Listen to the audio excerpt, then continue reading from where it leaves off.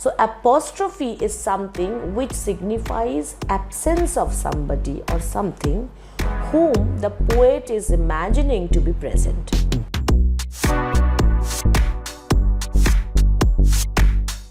Hello and welcome back to NibblePop. As promised, we are bringing this series on rhetoric, and today is the second class or a class on the second set of figures of speech which belong to the category of schemes. So we will be dealing with Hyperbaton, Antithesis, Apostrophe and Polyptoton in this video. So if you don't know what these terms are, then stay hooked to the end of this video. And if you know what they are, why don't you stay and see if you know it right. I'll also share with you some tips to identify these figures of speech in your exams or the passages that are given for your assignments. So don't skip any part of this video. This is Monami Mukherjee. Welcome once again.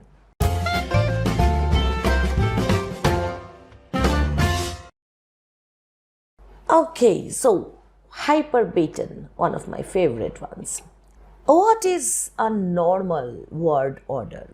When you speak in English or write in English, what is the usual sequence that you maintain? You write a subject, then you write the verb, and then the object. This is the usual, normal, mundane order of words, right? For example, we say, I eat rice. What if I said, rice I eat?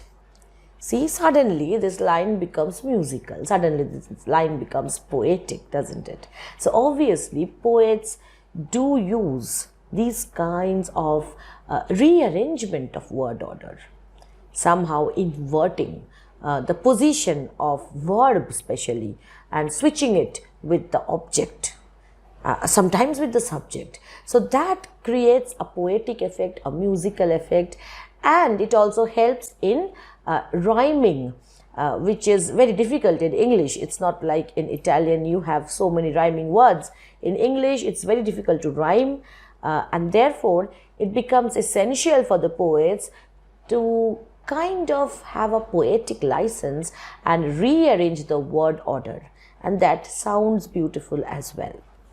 So let's look at some practical examples. Let's look at this poem by Yeats. It's called Lake Isle of Innisfree. I will arise and go now and go to Innisfree. That is a normal thing that he's saying. I will arise and go now. There is no problem here. But in the next line, what is he saying? And a small cabin built there of clay and wattles made. What he means is, and build there a small cabin made of clay and wattles. That is a normal thing to say. But he is changing the position of verb. He is pushing it someplace different than where it should be. The next line, it says, 9 bean rows will I have there. Now, if you were speaking in normal English, you would say, I would have 9 bean rows there. Okay. Or 9 rows of beans there. But he is saying, 9 bean rows will I have there. Okay. So the verb is pushed back or pushed to a position which is after the object. 9 bean rows is the object, and the verb is placed after the object. So in this poem, we have this kind of Hyperbaton. Now take examples from poems which you have read in your childhood, say Daffodils. Looks like a very simple poem, straightforward poem. But what about the lines where he says, and then my heart with pleasure fills and dances with the daffodils. When you read these lines, you would notice that the verb is fills, but it is placed at the end of the clause instead of in the middle of it. So normally he should have said, and then my heart fills with pleasure.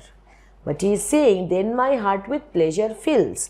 So whenever you will notice that the verb of a sentence is pushed towards the end of the sentence, you would understand that there can be a Hyperbaton.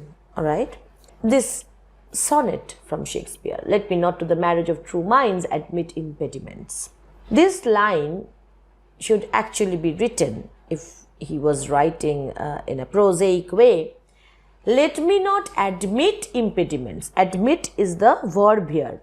The verb is pushed towards the end. Alright, so this is an instance of hyperbaton. Again, in the next line, love is not love which alters when it alteration finds. Finds is the verb. But instead of putting it in between the object and subject, he is putting it at the end of the clause. So whenever you will notice that the verb is placed at the end or very close to the end of a clause or sentence, you would understand there has to be a hyperbaton, because normally in English we do not place verbs at the end of the lines if you are speaking in a normal way. Alright? Okay. Now we'll come to the next figure of speech of the day, antithesis.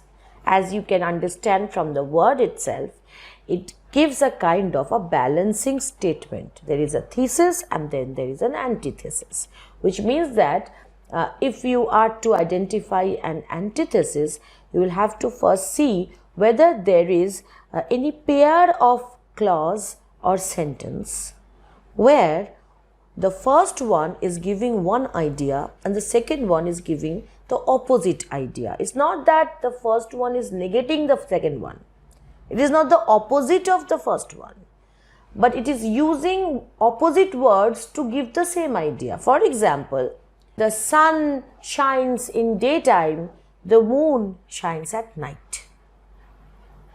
This is a pair of sentence where the first sentence is kind of balancing the second sentence, and the two sentences, they are talking about two opposite things. One is talking about moonlight and darkness, and the other one is talking about sunlight and daytime.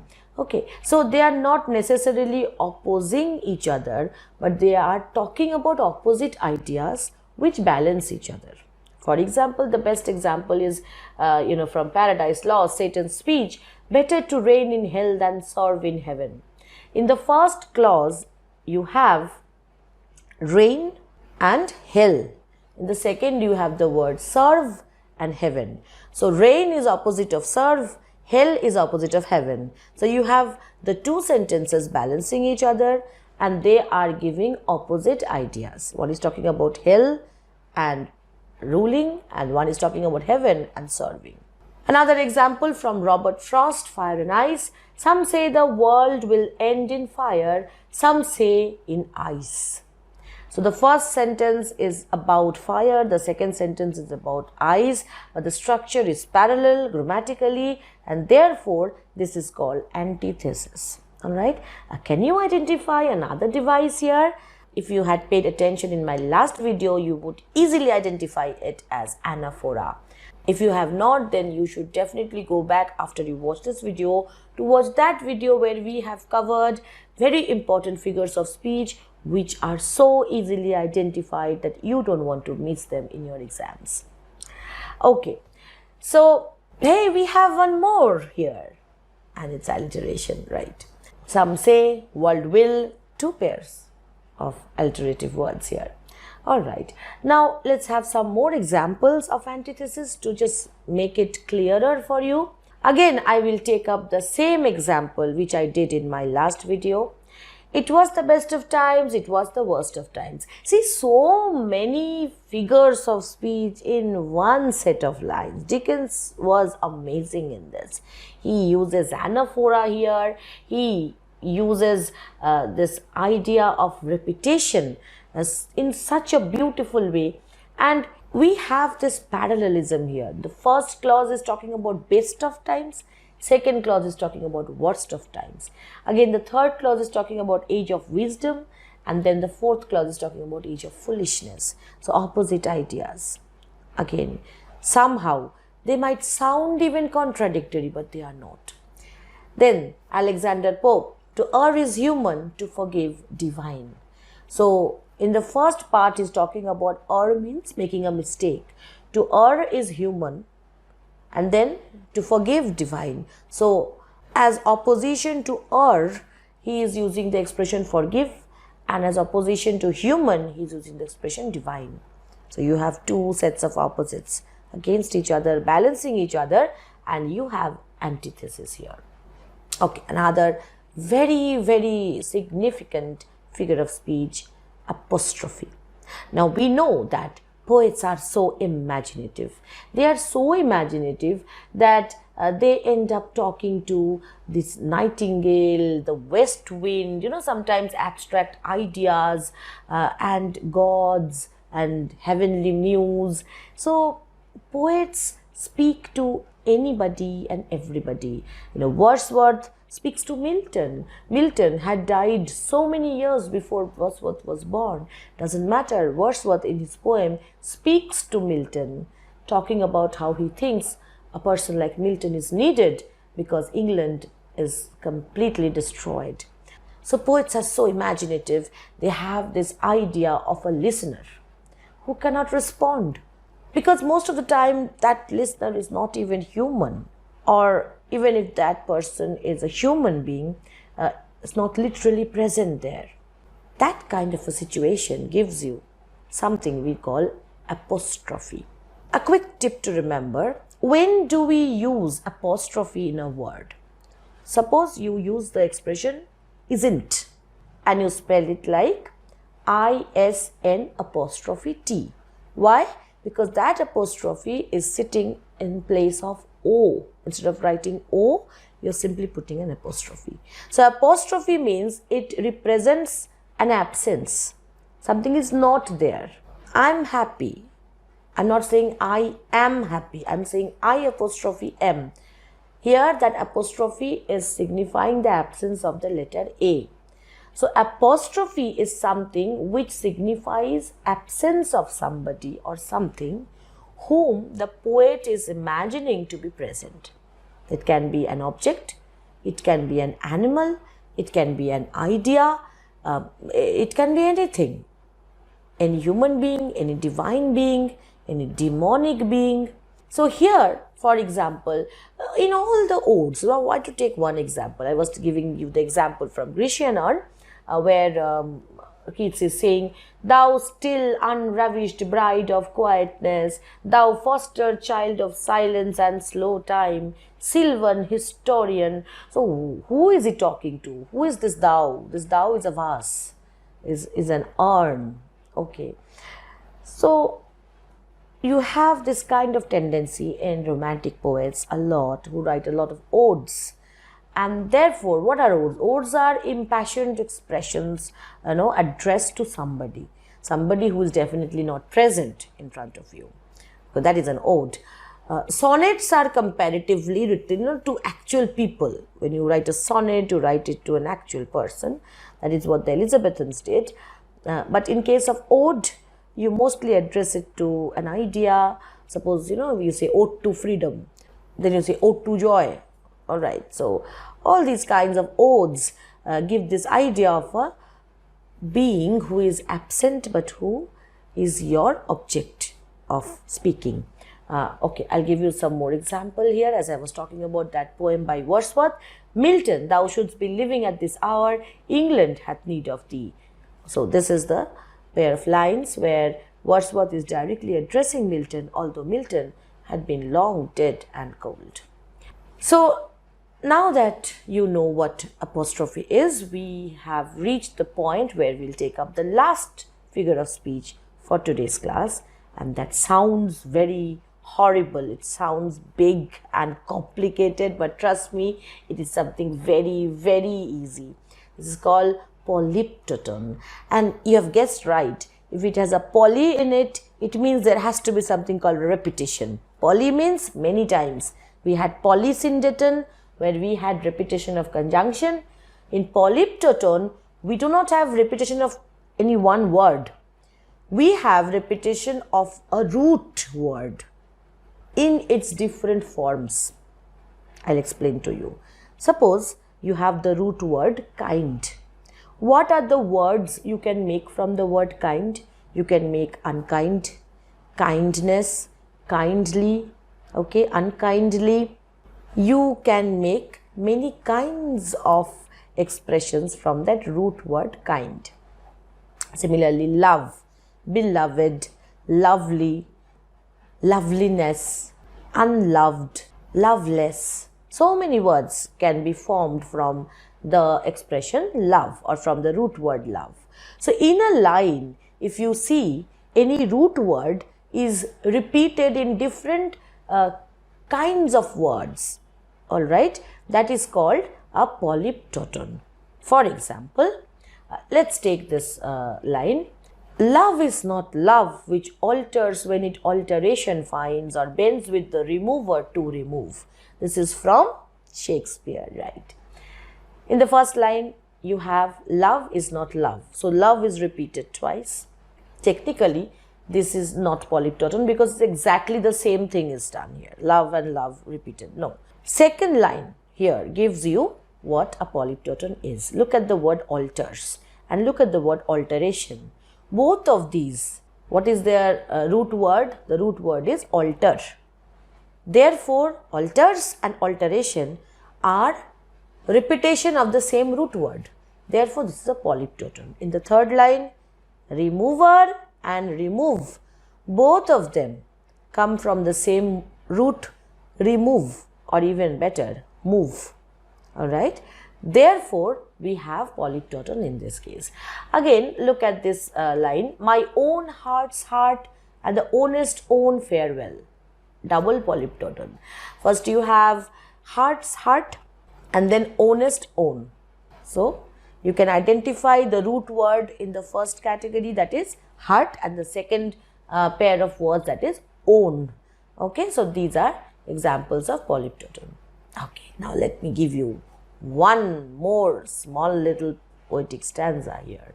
Let's see how many you can identify here and how soon. So pause the video and try to identify all the figures of speech which you can, especially those which we have discussed today. Okay, time up. Let's now look at what we have got here. Satan's plight in hell echoes, the heavens' plains reflect God's light. O Creator, brave, what made you build a darkness filled with darkest night? I'm sure you have first, before everything else, identified polyptoton. In the last line, darkness and darkest both have the same root word dark. So that is an example of polyptoton. First two lines, what are they talking about? The first line is talking about Satan and hell. Second line is talking about heaven and God. So opposite ideas placed one after the other forms antithesis. Okay, so this is an example of antithesis. Then when the poet is addressing, somebody is addressing as, O Creator, brave, what made you build? Of course, we don't know if God is listening or not. Scientifically speaking, he is not probably going to respond. So this is a case of an absent listener. And therefore, this is a case of apostrophe. God is apostrophe here. Okay. And what else do we have here? Identify all the verbs for me. First, echoes, then reflect, third is build, and fourth is filled. Well, since the third line is a question, therefore the verb will go back. Fine. In questions, we do have shift in position of verb. But in the first sentence, where is the verb? The verb is at the end of the sentence. Satan's plight in hell echoes. What should the sentence read like? Satan's plight echoes in hell. Therefore, the position of the verb is shifted to the end of the line, and therefore this is an example of hyperbaton. Alright. So here you have hyperbaton, here you have antithesis, here you have polyptoton, and of course we have apostrophe. So all four figures of speech are present in these lines. And again, if you are thinking who wrote these lines, well, it's in front of you. I wrote them just to make things easy for you. Please don't consider this as a poem at all. Oh, and before I forget, you also have an inverted situation where you're putting the adjective after the noun. See, creator, brave. Instead of saying brave creator, it is said creator, brave. So the noun coming before adjective is again an inversion of the actual grammatical order or the normal grammatical order. So position of the verb, position of adjective, these things will help you understand whether the poet is using any kind of hyperbaton or not. Okay, so I hope you have enjoyed today's class, and we will meet again very soon with our final set of figures of speech under the category of schemes, after which we will go to the category of tropes. So till our next class, keep practicing and stay happy, stay subscribed. This is Monami Mukherjee signing off.